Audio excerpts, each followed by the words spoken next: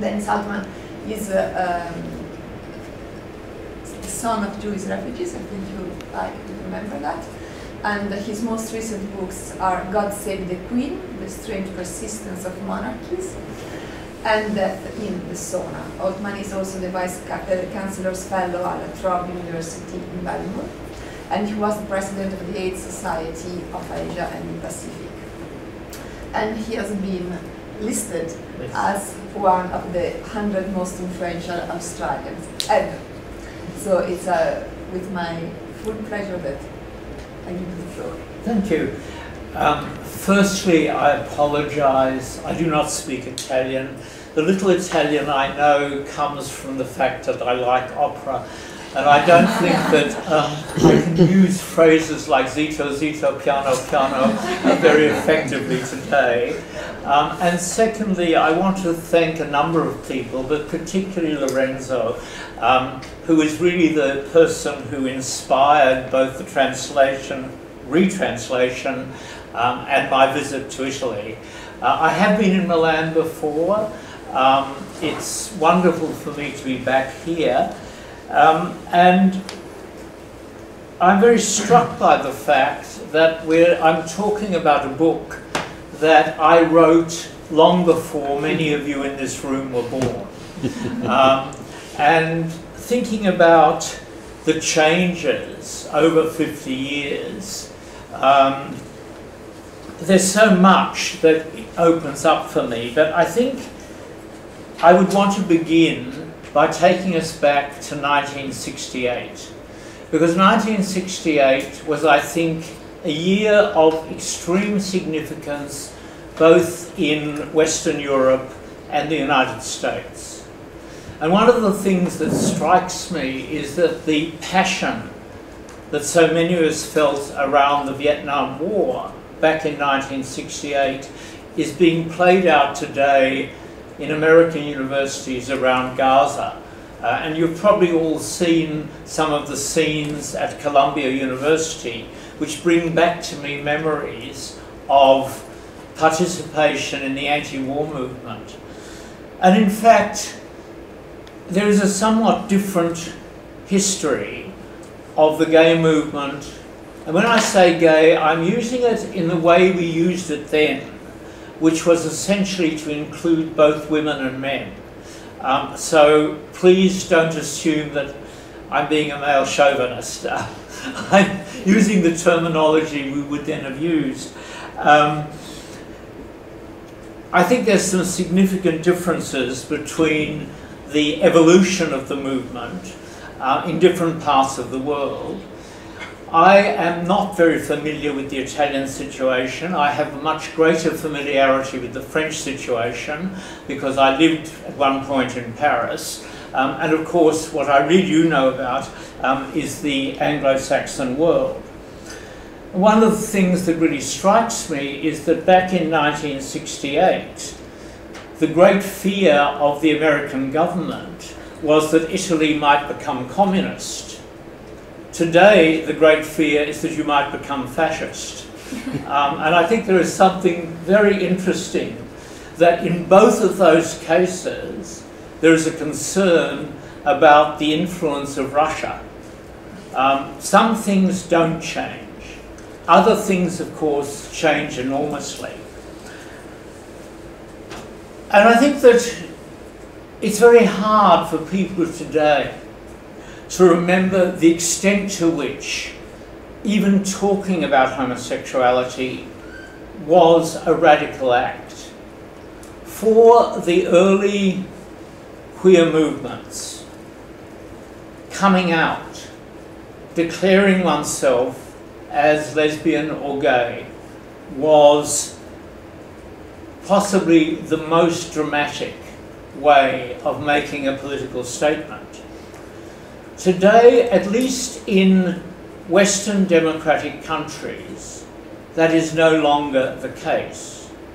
But, and I am going to talk about this a little bit, I think, we have to remember that there are still most parts of the world in which to come out as lesbian or gay or trans risks punishment, possibly death. And one of the things that strikes me about so much of what is written in contemporary queer theory and queer politics is that it remains fixated on the rich Western world. And as I say, I will probably come back to this. I think it's something that, coming from Australia, which is about as far from Milan as it is possible to go, I'm very aware of that discrepancy. But I think that if I go back to the book I wrote, I was in a sense a bit of an outsider in the early American gay movement. I fell into that movement by total accident. As a young man, I had a university job and I had leave, and I went to New York with some vague idea that I would find a project to write about. And the first thing I had to do was find somewhere to live. And I ended up sharing a big apartment on the Lower East Side. Now, those of you who've been to New York now know that the Lower East Side is very fashionable. In those days, 2nd Avenue was dangerous.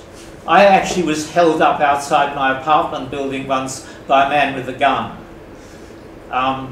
But in any case, I didn't know this. This apartment had become the headquarters for the first New York gay newspaper, Come Out.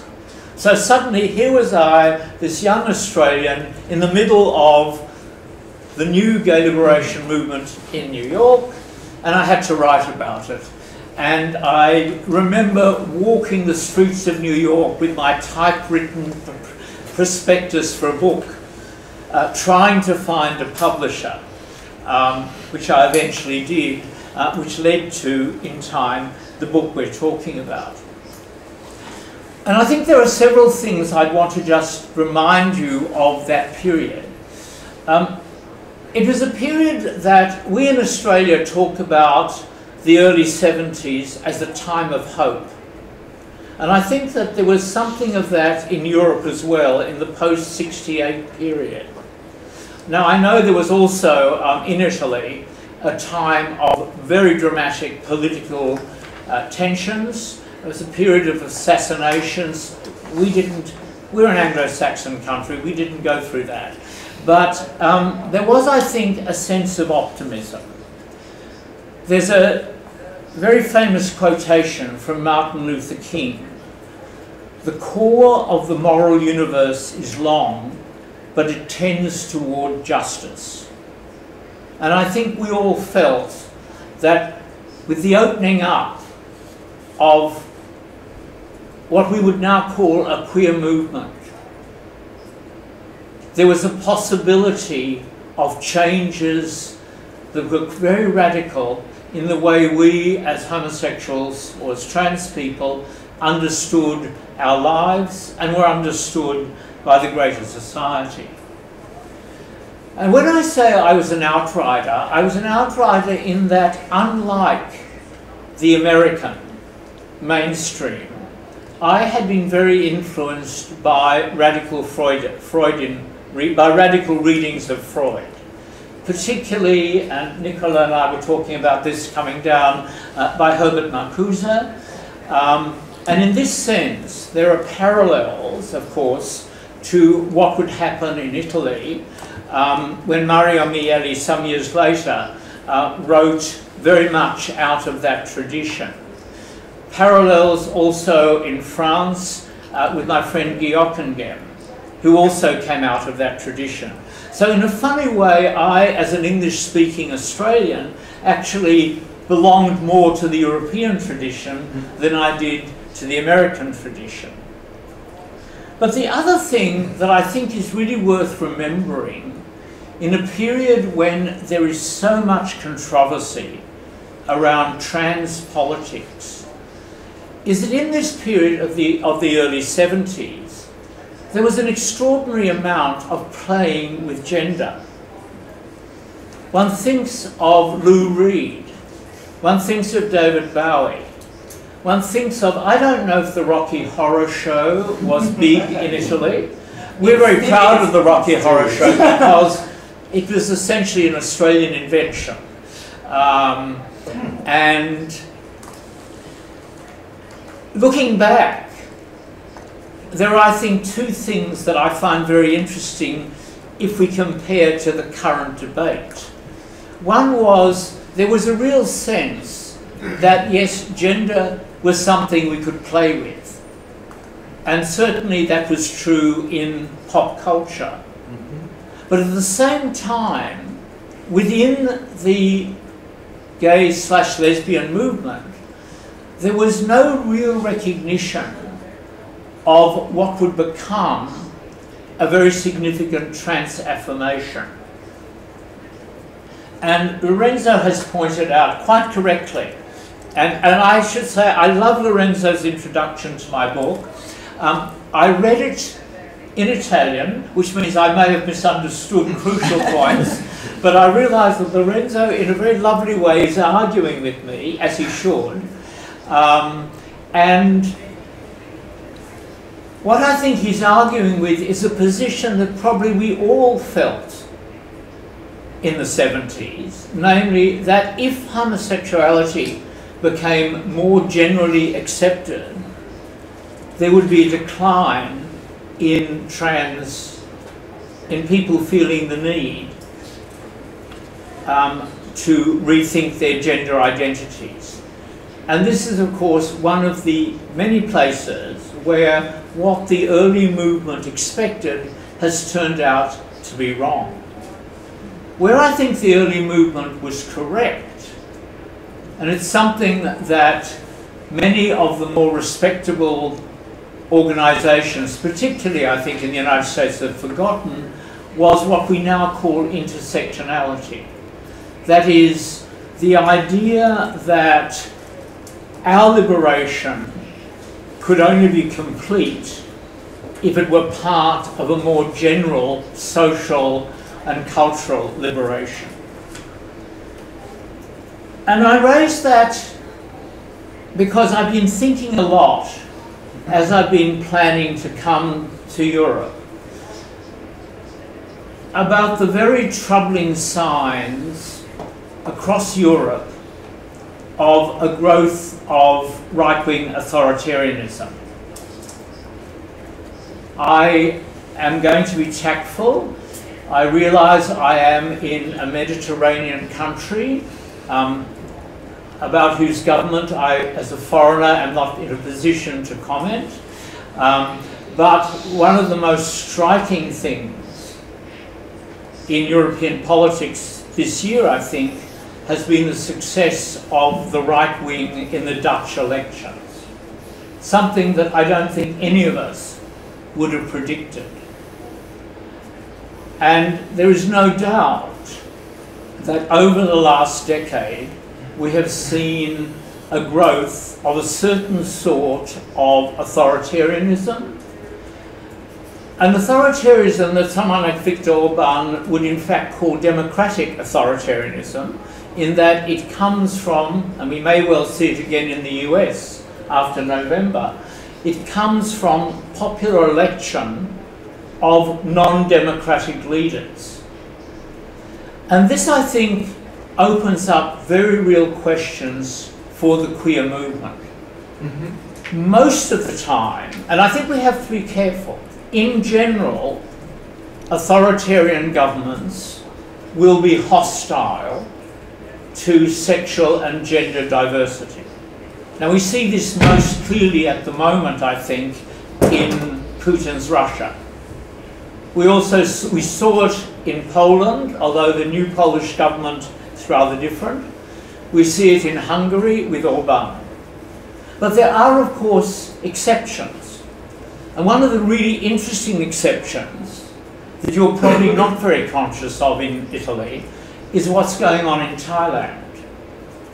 Thailand, which elected a majority progressive party, which was then prevented from taking power by the very, very powerful Thai military/royalist alliance. Thailand is now ahead of Italy in that Thailand now has legalized same-sex marriage. And I think there are some interesting exceptions in Europe where we see someone like Marine Le Pen, who in many ways is close to your Prime Minister, but does not share the same hostility to sexual gender diversity. So it's not a clear-cut case, but it is, I think, something that's worth thinking about and talking about. And I guess where I would want to end my introduction is to go back to what I think was our very naive assumption in the early days of the queer movement. And I'm now speaking out of my knowledge of the US, of parts of Latin America, and we forget that there were early gay liberation groups in countries like Brazil and Argentina and Mexico, and of course, most particularly my own country, Australia. I think in the early days, almost all of us activists came from the left. We'd been radicalized by feminism, we'd been radicalized by the Vietnam War, and of course in the US, particularly by the civil rights movement. And there was a sort of assumption that queer politics would therefore be on the left. What, of course, has happened as more and more homosexuals and trans people have felt able to come out to establish organisations is that connection no longer exists. A few years ago, I was in our Parliament House in Canberra, and I met with the 3 openly gay members of the Australian House of Representatives. All 3 of them belonged to the then ruling Conservative Party. And most oddly to me, in a very recent attempt to be chosen as a candidate for that party for a safe seat in Melbourne, one of the leading candidates was a trans woman. And I think it's that assumption, therefore, that somehow, because you're queer, you're going to be affiliated with the left, was one of the mistakes we made. I should probably stop there. There's an awful lot more I could talk about, and there are 2 things that I haven't but may come up in the discussion that I'll just flag in case people do want me to talk about. One is the enormous impact of the AIDS epidemic on queer movement globally, particularly in countries where, ironically, the AIDS epidemic opened up the possibility for queer organising. And I'm thinking of a country like Malaysia, where the first and still existing AIDS organisation, now HIV organisation, was called Pink Triangle. And nobody in Malaysia who is not queer, of course, had the slightest idea what Pink Triangle actually represented. And the other thing that may come up in discussion is the growing bipolar debate in international fora between countries that support sexual and gender diversity and countries that oppose them, and the way that this has become a quite significant political issue fought out now in all the organs of the United Nations. But I think I probably should stop at this point. I know I have a set of very well versed interlocuteurs, if you use that word in Italian, so I'll stop at this point and leave it to them.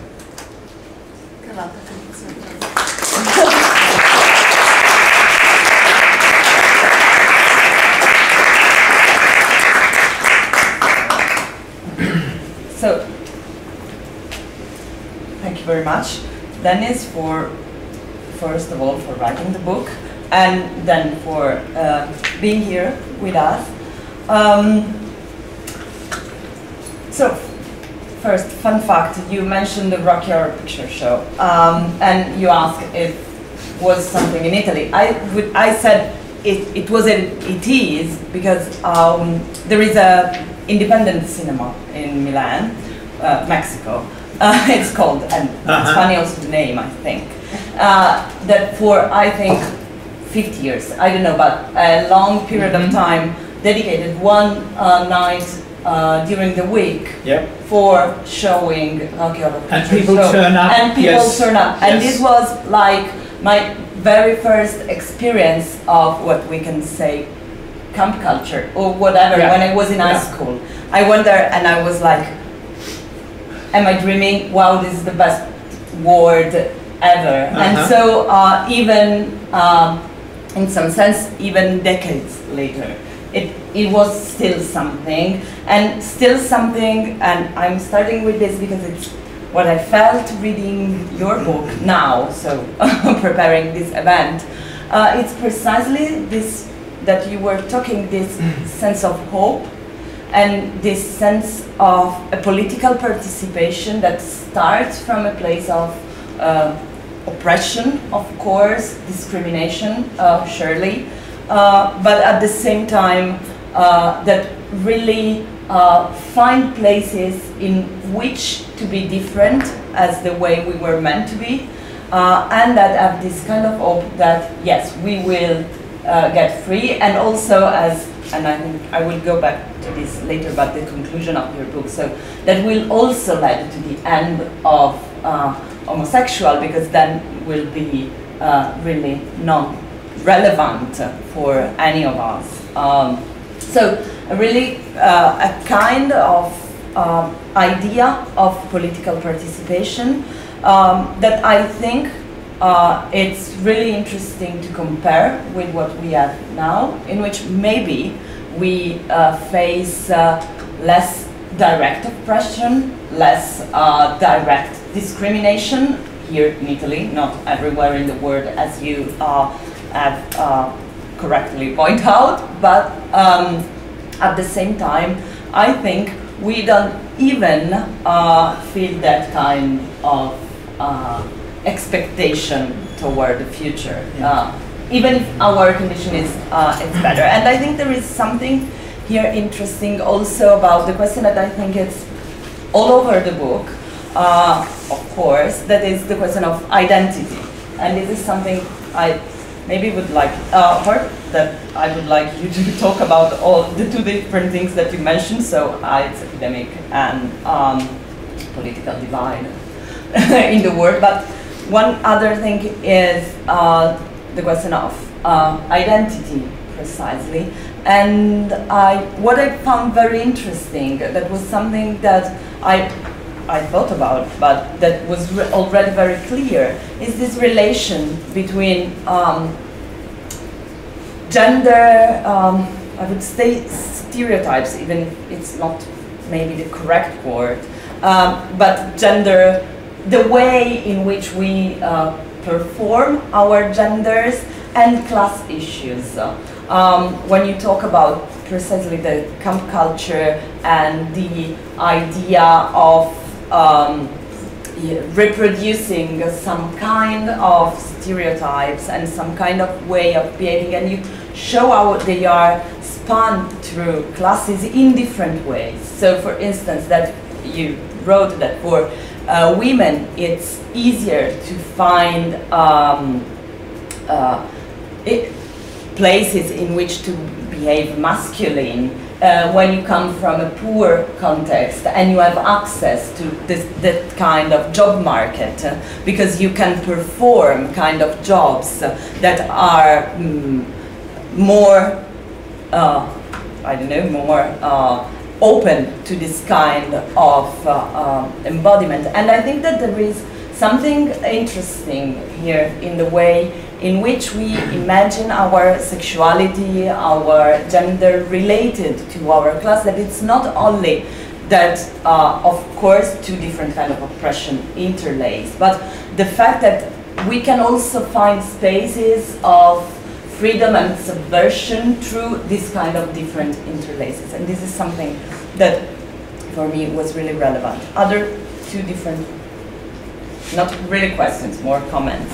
The other thing that I found very interesting in the book that I would like to know more about is the status of friendship. That it's something that come up quite often in a double sense. So you often, in I think 2 different points, you say that you have become a better friend when you came out, even to your heterosexual friends, because of course there is a part of secrecy when you are in the closet that it's preventing you to have a proper idea of friendship. But at the same time there is something interesting in the creation of separated spaces for gay and lesbian and trans people, and we can add on this, that create spaces where you can hang out with people and be friends and not just hang out to find sexual partners. That it's something that it's interesting also in the way in which we imagine separation, community creation, because of course, and we can talk about saunas, but there is a need, and also you said this, to find spaces in which you can find sexual intercourses, in which you can find sexual partners that are, of course, now more easy, I would say, but as we say, even in the dating apps, we have divided our dating apps through sexual preferences, because it's not that easy even now to have a common place in which to not assume that other people are heterosexual. So first thing is this, but at the same time that the creation of these spaces also create a group of people, or allow a group of people to think about their homosexuality just as, I think you said, genital impulse. I don't know the term in English, but in Italian was translated like this. So that it's just something that is sexual, and it's a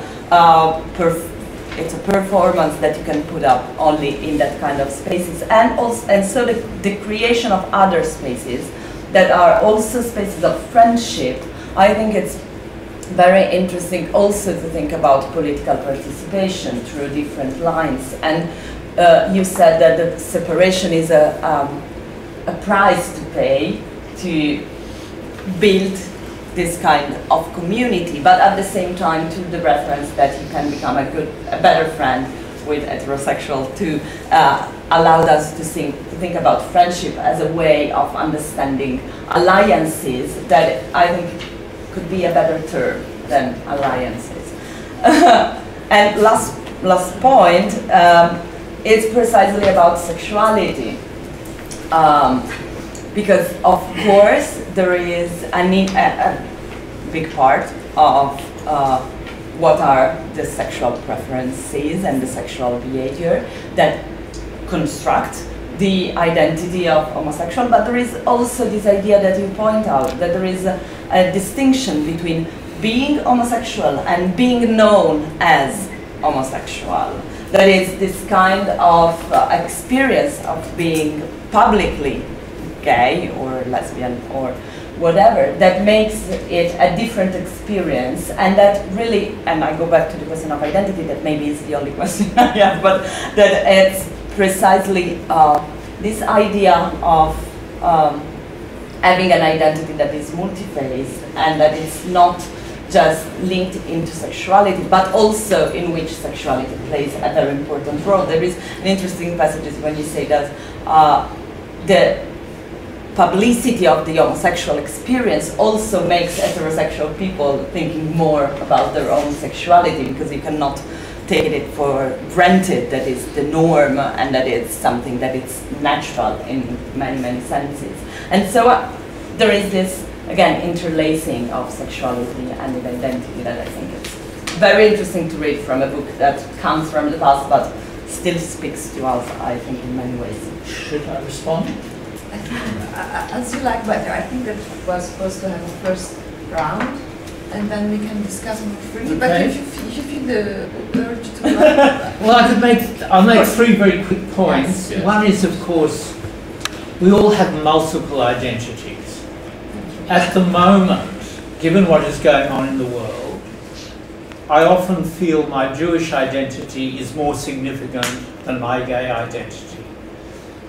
And I feel that because I am so appalled and horrified by what Israel is doing, but people assume that as a Jew I support it. The second point I'd make is that, just on the friendships, if you're not out and you're in a relationship, you can't be public as a couple. You can't take your partner to the family Christmas. I had a boyfriend in Melbourne at one stage who was so terrified that people might think he was gay that he would not eat with me in a restaurant because we might be seen there. As you might guess, it didn't last very long. And so I'll just make those 2 points now, and I'll leave it to have heard from the others.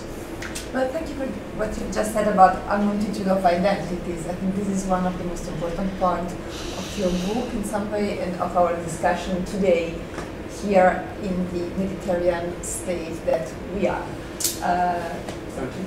So thank you. Before, I don't have a proper speech. I have some remarks and a reflection, but before that, let me say that I feel honored to have this opportunity to discuss with Dennis about this book, because I always feel some kind of personal debt towards people from his generation who started the gay movement as a gay man. I think that my life today personally will be completely different if it were not for people like him, like them, and so I really thank them for that. So my remarks about the book. I've read recently this book for the first time in the Italian translation. I knew about the existence of this book because of many references I found in some other books I've read. In particular, I told him this morning in Iris Marion Young, Justice and the Politics of Difference, which is one of the books I love most.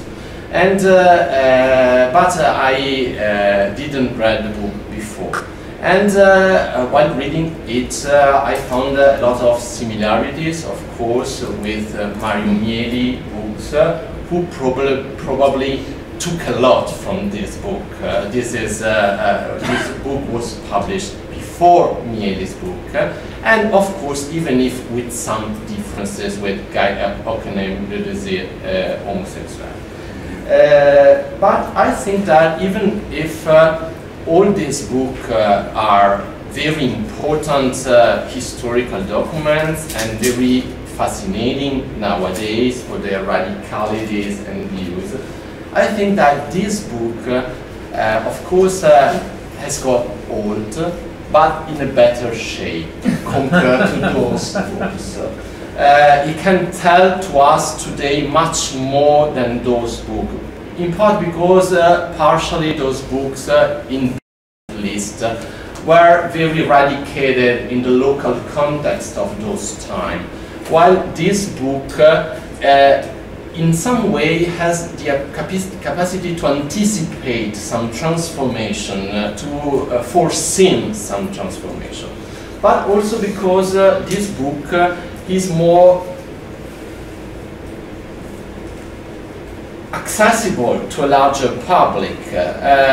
One thing that I found fascinating about books written at time compared to contemporary queer theories that seems to want not to be understandable by nobody who understands the technical language of those disciplines, is that this book is clearly written, is not, while radical in its content, don't want to provoke or shock the reader.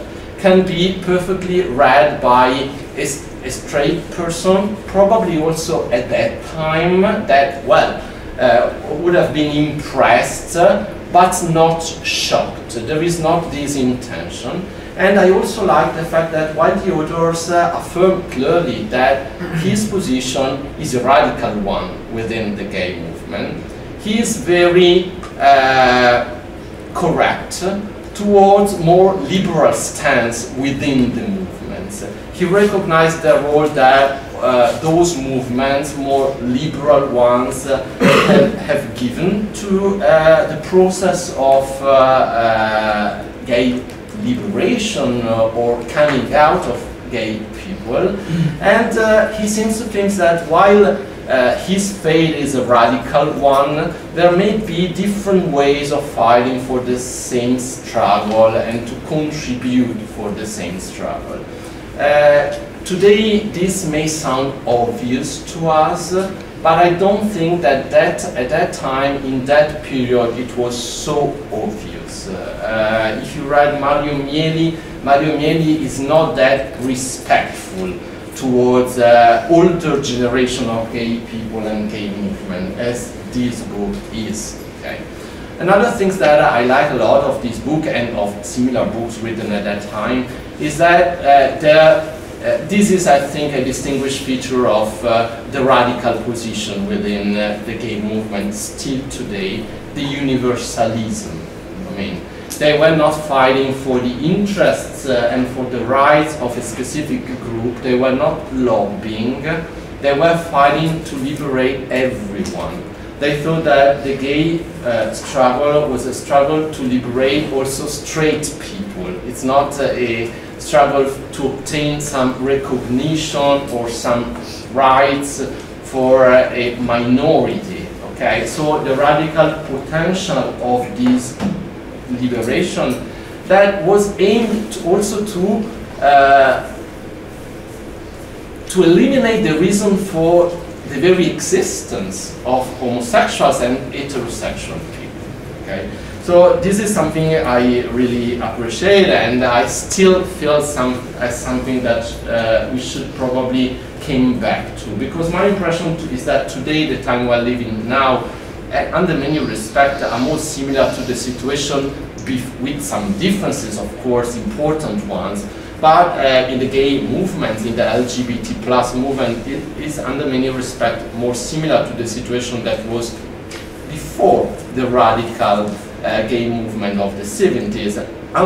At least if we think that mainstream LGBT plus movements has much more similarities with homophilist movement of that time by claiming for integration often in traditional institutes such as the traditional family, and also with the idea of using also market opportunities to create your own traditional family. I mean, there is nothing about that of the radicality of this book and of the position defended in this book.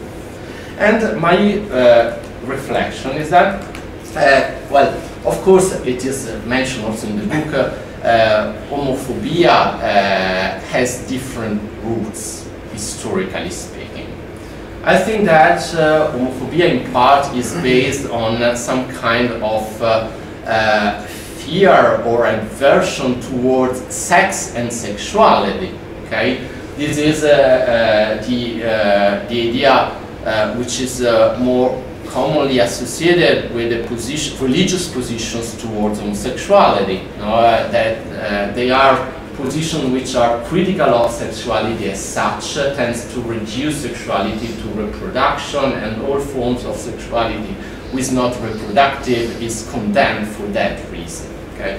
And I think that in the past this view about sexuality had played a very important role in justifying repression of sexual behavior and also legal repression of that kind of behavior. But I don't think that today this dimension let me say that with a lot of brackets, more sexually liberated society, or at least societies where sexuality, also recreational one, has some role, okay, has been integrated in the logic of the market as well, for instance, okay? So there is no, in our society, I don't think that this is a great drive for hate against gay people and lesbian people and homosexuality. But I think that historically there is also a second root of homophobia, which is gender, basically, okay? The idea that at that time the boundaries of gender included the idea that in order to be a man you should be sexually attracted by a woman, and in order to be a woman you should be sexually attracted by a man and have relationship with them, okay? And of course we perfectly know, because many of us have written also the books by Eva Cantarella, for instance, of homosexuality in the past. Homosexuality was always a matter of social and gender hierarchies. I mean, you should respect roles and gender roles. And one reason why gay men in particular, and for different reasons, gay women were persecuted, because they were considered some traitors of their own position within society under that perspective. So the idea is that sexual liberation, an idea which is present in this book, sexual liberation would have meant overcoming gender division or gender. Well, I think that this has not happened in our society.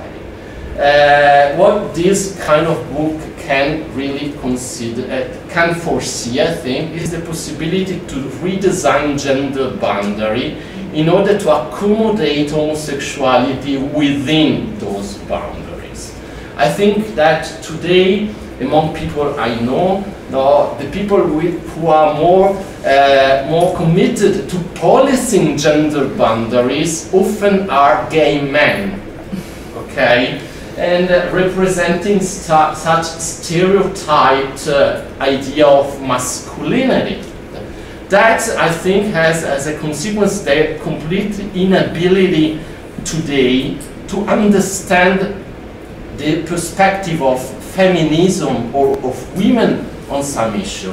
I was impressed about the debates about surrogacy, not because I'm against the idea of permitting under certain conditions surrogacy, but because in the position of a part of mainstream gay movement about it, I had the impression that they really couldn't understand the concern of women and feminists about that kind of practice, okay? And that's because they are completely within the binary gender system. And it is very difficult today to discuss about gender issue, okay? Because of course we think that the rights of transgender people should be recognized. We are supportive of those struggles, okay? But also the fact that we tend to consider in a single group non-binary person and perfectly binary transgender person is a problem, I mean. How the LGBT plus is integrating the gender binary within its own identity is something that I think deserves more critical reflection. Okay, and I will stop here. Thank you. Thank you so much, Nicola. Thank you very much. I think the logic of the market is one of the responsible for these gender affections, but we can discuss that later. Lorenzo, please. Yes, and of course, Lorenzo, you are also the author of the introduction of this book. So, yeah. No, I have a lot of things to answer to starting from the fact that I don't believe in this very clear divide between sex and gender, since gender, in my view, is defined by sex. Traditional gender is defined by the heterosexual coitus, penis, vagina, coitus. It is what how gender is traditionally represented. And you know that I work a lot about the role that sex had in politics, but I cannot speak, I don't try to speak about my theories now. I was asked to say something about this book, this new edition of the book, and why I really wanted to re-edit this book and to have Dennis here. But first I would really want to share my emotions here, to be here today. I'm really thrilled to have Dennis, and so grateful that he's with us here today. And I'm grateful to all the people that made this possible, of course. For me, it's a great honor, because we owe a lot to your generation, and we owe a lot to you personally. Our freedom owes a lot to you, to this book, to many things that we have done, because after this book, Dennis was very dedicated, a lot of energy in the fight against the AIDS crisis, that is against the homophobic attitude of the government, most part of the world, when there was a AIDS crisis. And then he was always a very he participated to all the history of LGBT movements and communities, and he wrote book after book about this history. So really, Dennis, you are a monument of gay culture and of LGBT history. I'm really grateful that you are here. So let's say something about this book. We have already said that it came out in English in 1971. So before Ockengame, the homosexual desire, before Mieli, elements of homosexual criticism, and was translated into Italian by Arcana Editrice in 1974.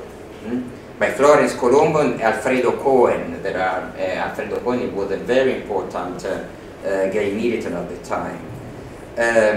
Until now, I think that for the new generations of gay and LGBT activists in Italy, mysteriously, Dennis has remained less well known than Ockengame and Mieli, but surely it is very well known for the generation of activists of the 70s. For example, in her memoir Antologaia, that was also translated into English last year, Porpora Marcasciano recounts how for a long time the Italian translation of Homosexual Oppression and Liberation was for her the most precious treasure in her library, I quote. Possessing it was for me a clear sign of belonging, a card that attested the politicization of my sexuality, the recognition of the revolutionary potential of my experience. This is what she wrote. And I had the good fortune to know other activists of the Italian gay liberation movement of the 70s, and some of them are here today. And I know that these words of Porpora express feelings that were very common at the time. So I invite them to say something about their experience with your book, with the first edition of your book. In 2017, so 40 years after the first edition of the Elementi by Mieli, Feltrinelli, this editor, republished the Elements in paperback. In 2022, 50 years after the first edition, my friend Christian Loiacolo edited a new translation of Ockengame, The Homosexual Desire, for Mimesis Edizioni. And so after half a century since the first Italian edition, it was time to make also Dennis' Homosexual Oppression and Liberation available again in Italian, and to reappropriate with this book an important piece of our history and of our thought. The Asterisco Edizione, that is a small publishing house, a movement publishing house, has been doing a magnificent job of disseminating out of print feminist and LGBTQ texts for years. So for me it was of course the most appropriate venue for this new publishing operation. And giving the translation to Biagio Mazzella, that is not here today but he will be with us in Bologna. So for me it was a perfect choice for Italy opening up an intergenerational dialogue around from the edition of the, Dennis is 80, I'm 50, and Biagio is not 25, he's very young. So I think it was interesting also starting for the edition of the book to dialogue between different generations. So I would like to thank this, take this opportunity also to thank both Asterisco Edizioni, Mauro is not here today, this morning, I hope we can meet him in the afternoon, and also Biagio, because he really worked in a record time to have the book ready for these days, and I would like to thank really all the people that helped me to organize your. Is there anybody left who would not be incorporated in those letters? Because by the time you said LGBTAQ+, and plus seems to involve almost anybody who doesn't want to beat us up on the streets, it seems to me a meaningless acronym.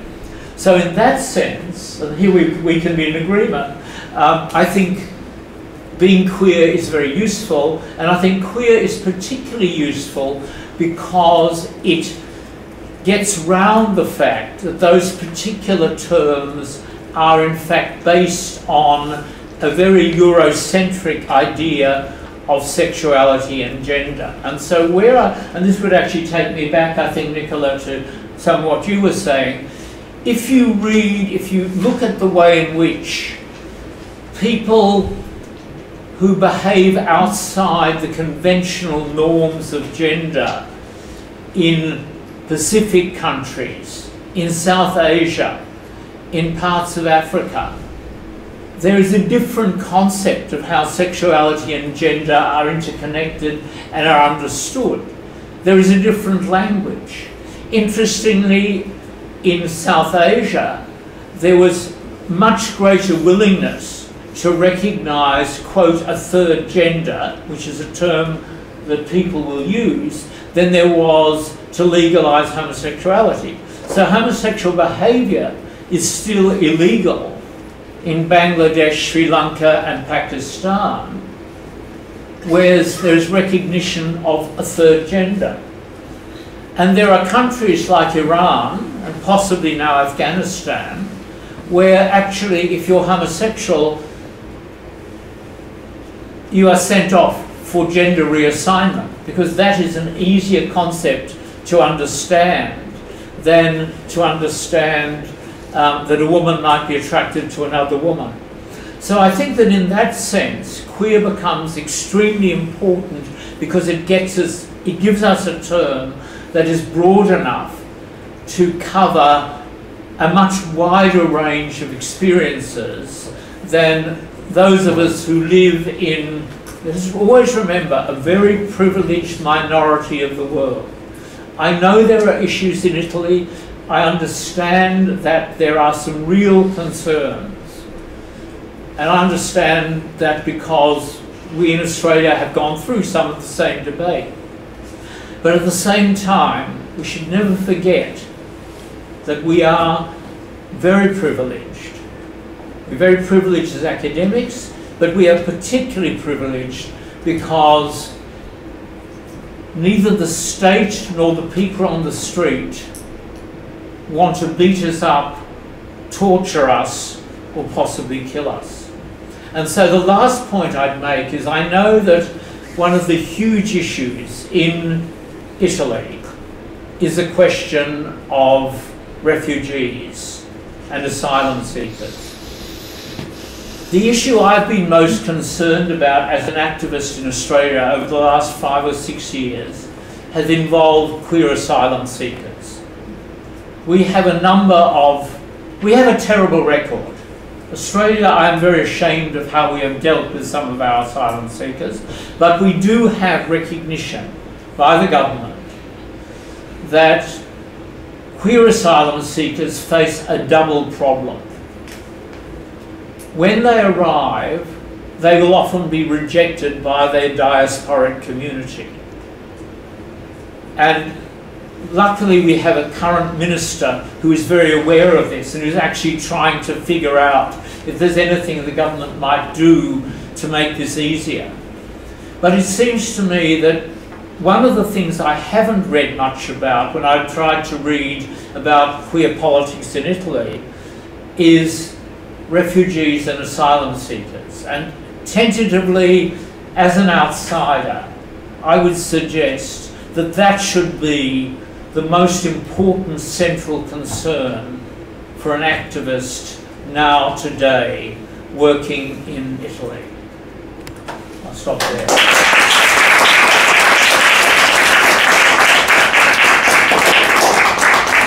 Thank you so much. I think I'm going to open the discussion for everybody. Maybe also if someone wants to speak Italian, we can Yes, yes, please. In the meantime, while people are trying to formulate questions, of course, if you want to react on your own side, that can be also interesting. I don't want to take that, but I think that everything you said is so clear. We will have time. People might prefer to do it informally. I think she has a question. Posso farlo in Certo. Can you speak loudly because my hearing is not very good? Dunque, I will translate. Thank you. mi chiedo da molto tempo in che modo si possa, diciamo, normalizzare una fetta della popolazione che è stata molto discriminata, nel senso di resa non normale, appunto anche solamente utilizzando il termine queer sostanzialmente si dice che è un qualcosa di diverso, cioè una condizione diversa dalla normalità, e poi anche c'è la questione di stabilire che cos'è normalità. Però in che modo si può rendere normale un qualcosa che alla radice viene definito come strano? Cioè anche nelle definizioni di chi appartiene alla comunità queer si utilizza il termine queer, quindi si dice si è strani, però allo stesso tempo proprio utilizzando questo termine, scusate mi sto spiegando male, proprio utilizzando questo termine si dice sostanzialmente che non si potrà mai essere normali. She was asking, how is it possible to be fully included in a society while claiming to be different? So the idea, okay. I think that the question is about universalism and persistence of differences, was something like this. See, for me that is not a problem because the official ideology of Australia is that we are a multicultural society. Therefore we assume that there is a range of identities and that you can be simultaneously very proud, say, of being an Indigenous Australian, and at the same time that doesn't call into question that you are part of the larger country. And in that sense the same would be true if you're homosexual or if you're trans. And in fact I think there are parallels. I think you talked about spaces. There are times when you want to be with a particular part of your identity, right? You want to be with other lesbians. I want to be with other gay men. But that doesn't exclude my also feeling part of the larger society. And I think it is actually, to me, that has been the greatest success, because when I wrote that book, it would, for example, have been impossible to imagine someone who was openly lesbian as a senior member of the government. Whereas now in Australia, our foreign minister is an Asian lesbian who has a wife. And that to me is a perfect example of someone who can be both accepted as a lesbian and at times probably wants to be with other lesbians, but at the same time is seen by everybody as part of the larger society. Does that make sense? Yes.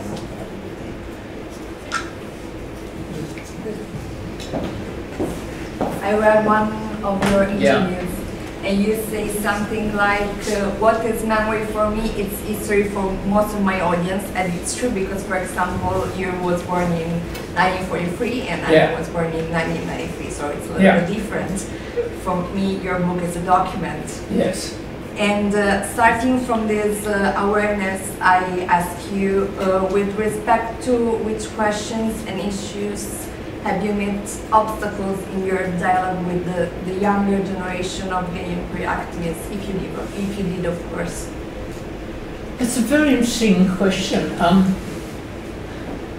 My experience is that young activists, and of course it's mainly an Australian experience, right? But my experience is that young activists today are probably much more generous about us older people than we were. I think that I mean, you referred, Lorenzo, I think, to the earlier respect organisations like Aprile in France, or the Mattachine Society in New York. You were very bad with them. We actually knew very little about them and we weren't interested.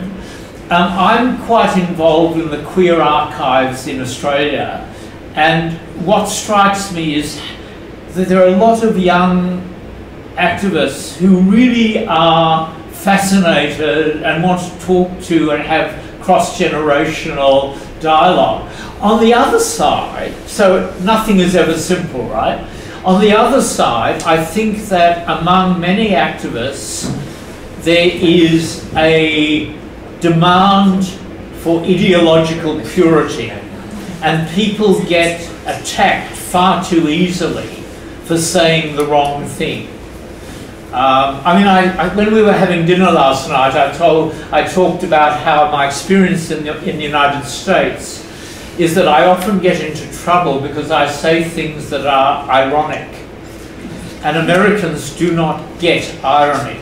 They really don't. So that I have a feeling I can see expressions on faces. The Italians do get irony, but I think that, to me, the intergenerational discussions are now so fascinating, and we've been very, very lucky in Australia in that we have now a couple of really big institutions that are promoting this. There's just been opened a big queer museum in Sydney, which got a lot of government funding, and it's been interesting how much that has led to people coming in, curating shows, trying to do oral histories. You know, my generation are dying off, and so the importance of oral histories of the first generation of activists is actually very important. I don't know, is that happening here?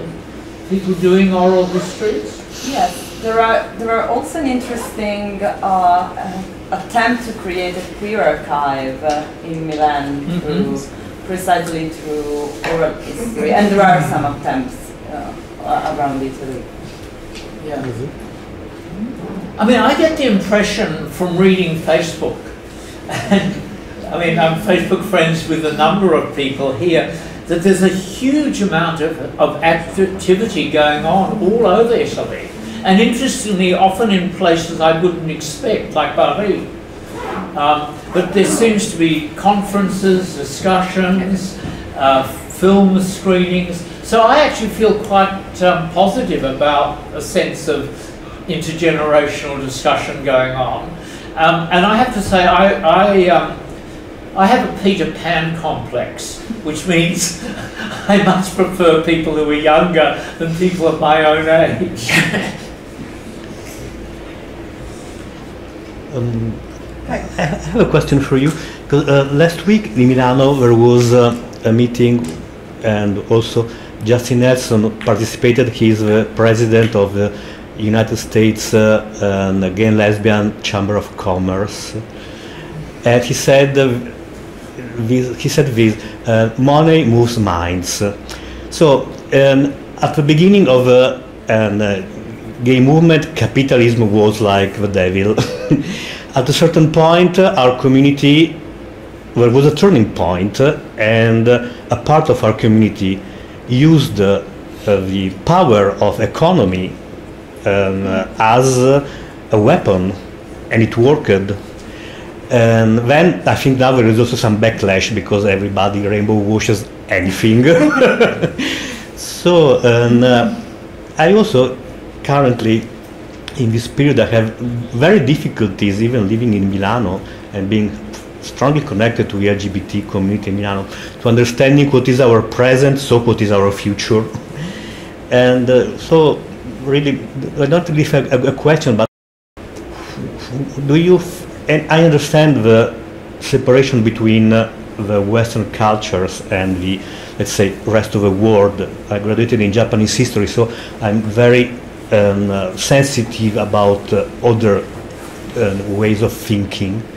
So what do you think, where are we going from your point of view, and for also your, for maybe your privileged experience, so where do you think we're going? Well, you know, when you said money moves minds, the first thing I thought of was Singapore. And it was very much, I think, due to the presence of big international companies in Singapore that led the Singapore government to finally repeal the old British sodomy laws. I assume most of you know that the British laws against homosexuality, or against homosexual behaviour, were taken over by almost all of the British colonies, many of which still have them, even though, of course, Britain itself got rid of them, what, 40 years ago. And in Singapore, money did move minds. The problem, of course, and I don't know how much this is true in Italy, but it's something that's certainly true in the US, and it's true as well in Australia. There is increasingly a tendency to have queer organisations that are only accessible to people who are fairly well off. So there are events, fundraisers, where you have to spend hundreds of dollars to buy a ticket. Now that might be very good in raising money, but it also, of course, excludes a lot of people who are in the community. So it's a double-edged sword. But I think that, as I say, yes, Singapore is a very classic example where for a long time, because Singapore, interestingly, also is one of the places where evangelical Christianity is growing. Which is sort of interesting because, you know, we used to believe that as countries got richer, religion got less important. And that's unfortunately not always the case. So you have a big evangelical Chinese community in Singapore who are very opposed to getting rid of the laws. And in a sense, your phrase explains exactly what happened. So I don't know if that helps, but...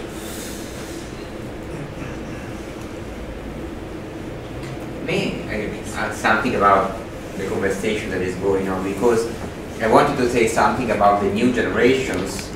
And of course, the first thing is that we should not represent the new generation as a whole. Of course, there are different groups and different. Personally, I really appreciated a lot the new forms of radicalism that are growing up in the new generation and in the new LGBT generation, together with the concept of intersectionality. That is a concept that comes from the Marxist tradition. But at the same time, I completely agree with you on the importance to read Freud again today. because psychoanalysis is something that is not fashionable at all in our generation, and with intersectionality they politicize gender a lot, together with race, with class. Class sometimes is also they say class, but there is not so much class. But anyway, but they don't think to sex anymore. So things in the relationship between sex and politics, and not only gender and politics, is so is very important. And you know that I worked on this in my last book, so I agree with you on this. Also to understand irony, as you say, to understand, because sex is a mess. It's something that you cannot control. It's something that that go against a tendency that I see in the new forms of activism to occupy the place of the sovereign in society. I will tell you how you have to speak, what you have to do. I will sanction you on the internet if you say, if you don't say the exact word, and so on. And the second thing about the present and the future is that, of course, we have to look all over the world, and it's very complex. But what is going on in the West is that we have a very strong backlash on the rights of women and LGBT, and Italy is a very good example of this. I'm very worried of what is going on in Italy with the government. And on the other hand, I think that the concept of homonationalism is very useful to understand what is happening in part of the LGBT community. That is, that it's real that parts of the community agree with some politics of the right wing against migrants. Like if there were not LGBT migrants and there were the white migrant here, and you know, for example, the leader of Alternative für Deutschland, Alice Weidel, she's a very important leader in this neo-fascist group in Germany, and she's a lesbian, and she said, yes, I am a lesbian and I'm a right wing, because I think that the state has to protect lesbians and gay from migrants, from Islam migrants that come with their homophobic culture here. Well, even more so in the Netherlands. Yes. Okay, that was okay. So, homonationalism, the concept of homonationalism is useful to understand this process of co-opting gay rights against migrants. And goes in the same direction that you... And it is a queer concept coming from the queer tradition and debate of the last 30 years. Well, homonationalism can mean a number of different things. Yes, and I agree with you. But I don't agree. You are queer, Dennis. I think that what I found interesting in what you said is that often the queer movement doesn't want to talk very much about sex. So we now talk a great deal about gender. We don't actually talk that much about sex. And that's partly because queer movements often want to prove how respectable they are. And you know, I mean, this may come very much out of the Australian experience, because we had a national referendum on same-sex marriage. And of course, to win same-sex marriage, the whole argument was, we can be as sexless as you are. And it worked. I mean, we got a 60% vote to change the law, which was great. But what was interesting was that in all the debate, nobody wanted to talk about people actually fucking. If there are no more questions, may I ask just, I mean, many things also, but in the leftist part, many people on the left side say the leftist movement, the leftist parties basically gave up on social rights, and they are focused on personal rights, individual rights, etc. And this is why they are losing. So, what are your thoughts about it? I mean, what do you think? It's hard for also me because it's actually true. I mean, I don't hear anything about social rights or social problems on the left side, at least in this country, since many, many times. This doesn't mean that we shouldn't be preoccupied about individual rights and human rights. But so there are two facts that somehow cooperate to create this narrative. But it's hard for me to answer that because I think it's a question that comes out of the Italian experience, and I don't feel I know enough about the Italian situation to answer it. I mean, there's a broader sense in which it is often said that the left, and it's something Lorenzo sort of referred to, that class gets forgotten often in concern with identity. I don't know how true that is, and it would depend. I think again, it is so dependent on the specific country you're talking about that I'm not quite sure I can give you an answer. I think the Italians here can answer that question much more easily than I can. Possibly, but in the States it's not so different, if you think. Well, I think what's interesting is that Biden does actually talk about class issues. Biden has been very, very careful to identify himself with working class Americans. I mean, it's an odd term because very few Americans like to think of themselves as working class. But as you probably know, Biden actually went and stood on a picket line at a car factory in Michigan. This is an extraordinary thing for a president of the United States to do. And Biden's economic policies are constantly directed, and of course in the US you don't say you're supporting the working class, you say you're supporting the middle class.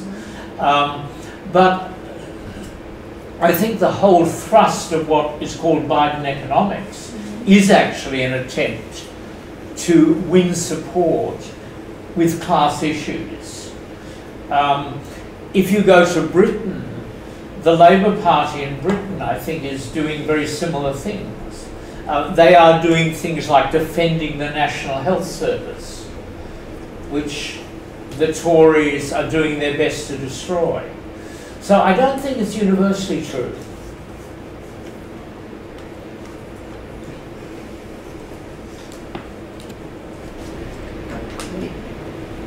If we have time, just talking about sex and fucking, do you want to say something about your last book that was a novel? Because we are speaking, as I said, we are speaking of your first book today, but Dennis brought several essays, global sex, and now his last book is a novel. That is not translated, we should be translated. I am looking, yes. And let me tell you, it's much more fun. So, Death in the Sauna is a murder story that begins,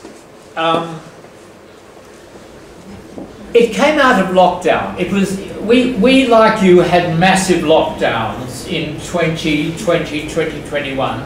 And my lockdown project was, I wrote something I'd always imagined would be fun to do. A dead body is found in a sauna. It's the eve of a big international... Sorry, but you didn't like sauna so much when you wrote Omosessuale. Oh, I think I did. No. But you were lying because you were against places where you were a moralist. You would probably know, Lorenzo, that Leo Bassani attacked me for having supported saunas. No, anyway, Death in the Sauna begins eve of an international AIDS conference in London. The chair of the conference is found dead in the sauna. To avoid embarrassment to the conference and his wife, the body is taken to his house and it is claimed he died of a heart attack at home. And of course, you already all know he didn't. So the whole point of Death in the Sauna, it's a standard murder story. You can buy it on Amazon or Kindle or whatever you have, Kobo. And it is I didn't intend it to be, but I have discovered that people have been reading it in a way as also a history of the AIDS epidemic, because it's set in a mythical conference 20 years ago. In the very early part of this century, AIDS was a very big international issue.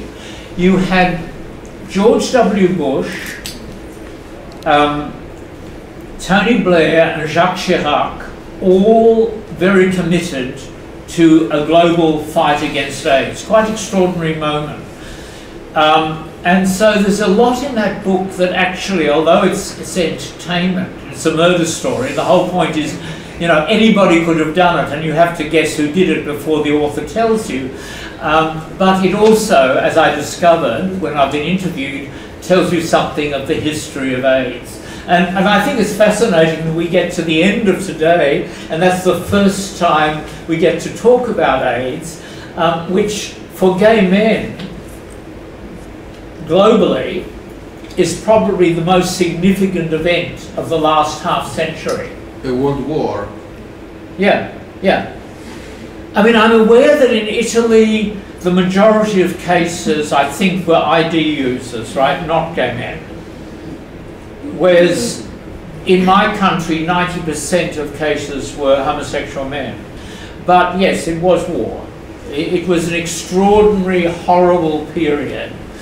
And I mean, just to explain how it's affected me, everybody I had been close to in Paris, when I lived there at the end of the 70s, by the end of the 80s, were dead. Literally everybody. I had to meet a whole new lot of people. And I think that is part, I mean, I actually had a discussion with Massimo about this. I think it's part of the story that hasn't been told as much as maybe it could have been in accounts of the Italian queer history. We survived, actually. Yes. Me and you, I yes. mean, people 60 years old and more, yes. we survived. Yes, yes. Fortunately. Yes. I didn't fuck with a guy who could... it was very simple. It was nothing intellectual. And you would remember some of us were very lucky. The terrible fears before the awful thing of having to go for an HIV test before there were any treatments. And I remember having a test once, and it was stupid because the nurse was a friend, and she said to me afterwards, "I will never again test a friend because I couldn't bear it if it had been positive and I would have to tell you." And yes, it's a very important part of our history. But as I said earlier, it also opened up possibilities for organising in parts of the world. In Italy also. In Italy also, yep. Yeah.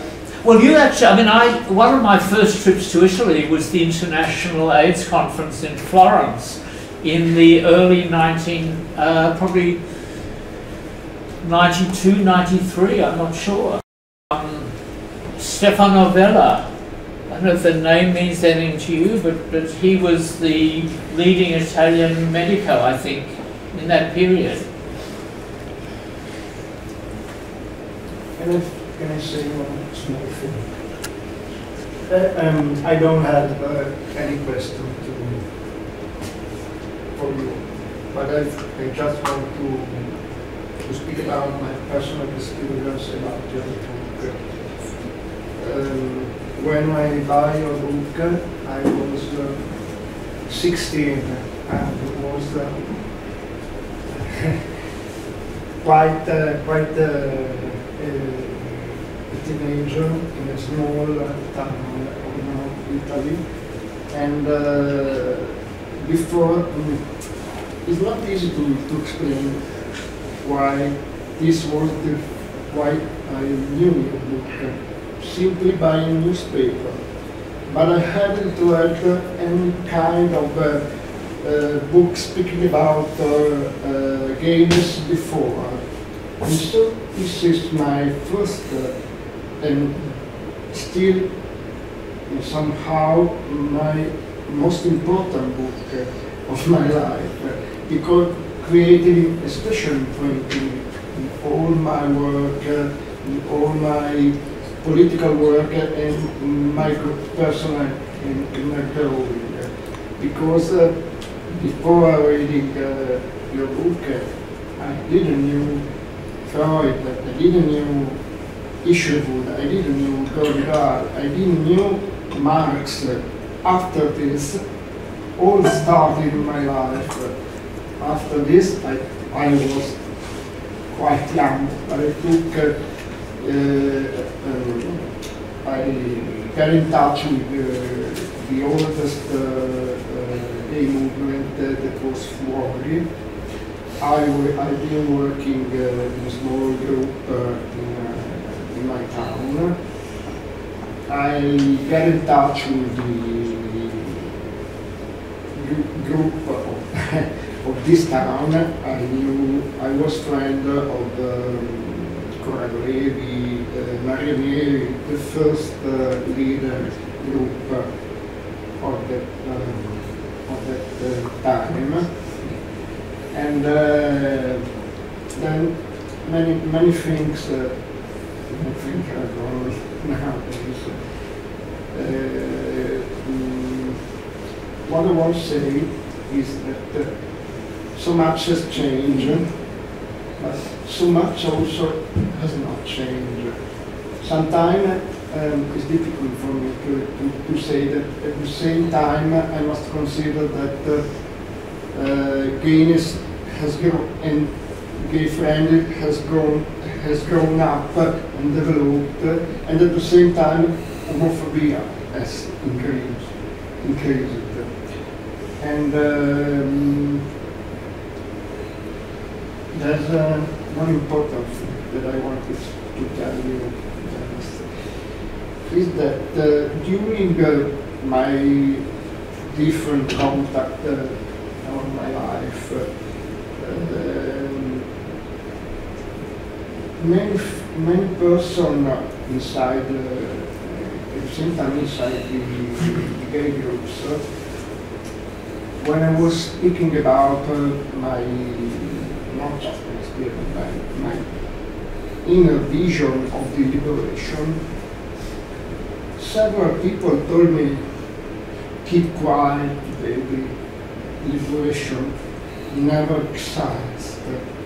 Well, what I want to say, I think it's difficult to explain to young people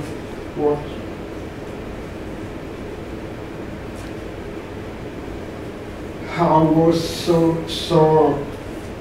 strongly important for me your elaboration. But what I want to say is that now I am 65, but I still believe in sexual liberation. This is not the most important thing. I've never changed my mind about this. Well, it's always very, look, it's very touching when somebody says they read you and they remember you and it influenced them. I think I've been very lucky. I mean, I didn't plan to write a book that would do that, but in a funny way that book then sort of determined much of my life. I've written 16 other books, all of which you can translate at any time, but I'm aware of the fact that as Geoffrey Weeks, and Geoffrey Weeks is the most important British queer historian, as Geoffrey said, I had the very good luck to be in the right place at the right time. I was in New York, beginning of the gay movement, and then I was in New York again at the beginning of the AIDS epidemic. And those two, and of course I didn't plan it, but those two events really have determined in many ways my career. Without them, I wouldn't, without them, without Lorenzo, without all of you, I wouldn't be here today enjoying the balmy warmth of Milan in April. Thank you. I think we can thank you and you all, of course, for today's conversation. And we'll gather next time for a new translation of another of your books. Thank you. Maybe that in the song.